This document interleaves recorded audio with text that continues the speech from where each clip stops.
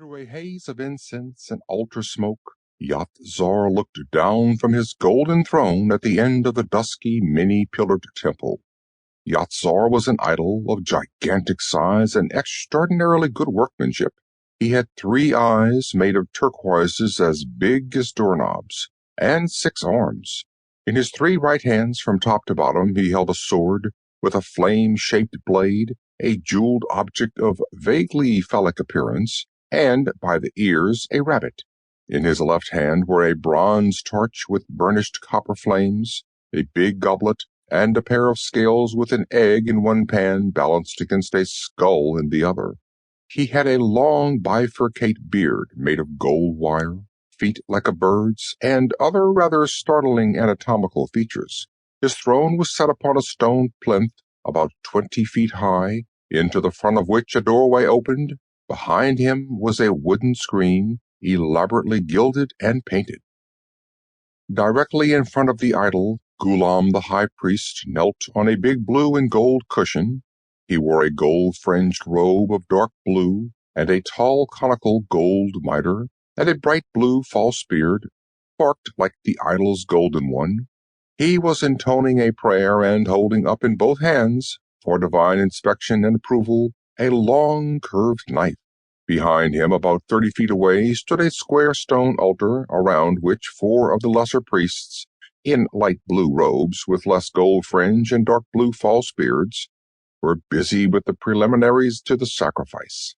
At considerable distance, about halfway down the length of the temple, some 200 worshippers, a few substantial citizens in gold-fringed tunics, artisans in tunics without gold fringe, soldiers in mail hauberks and plain steel caps, 1 officer in ornately gilded armor, a number of peasants in nondescript smocks, and women of all classes were beginning to prostrate themselves on the stone floor. Ghulam rose to his feet, bowing deeply to Yat-zar and holding the knife extended in front of him, and backed away toward the altar. As he did, one of the lesser priests reached into a fringed and embroidered sack and pulled out a live rabbit, a big one, obviously of domestic breed, holding it by the ears while one of his fellows took it by the hind legs. A 3rd priest caught up a silver pitcher, while the 4th fanned the altar fire with a sheath silver fan. As they began chanting antiphonally, Ghulam turned and quickly whipped the edge of his knife across the rabbit's throat. The priest with the pitcher stepped in to catch the blood, and when the rabbit was bled, it was laid on the fire. Ghulam and his 4 assistants all shouted together, and the congregation shouted in response. The high priest waited as long as was decently necessary, and then, holding the knife in front of him, stepped around the prayer cushion and went through the door under the idol into the Holy of Holies. A boy in novice's white robes met him and took the knife, carrying it reverently to a fountain for washing. 8 or 10 under-priests sitting at a long table rose and bowed, then sat down again and resumed their eating and drinking. At another table, a half-dozen upper priests nodded to him in casual greeting.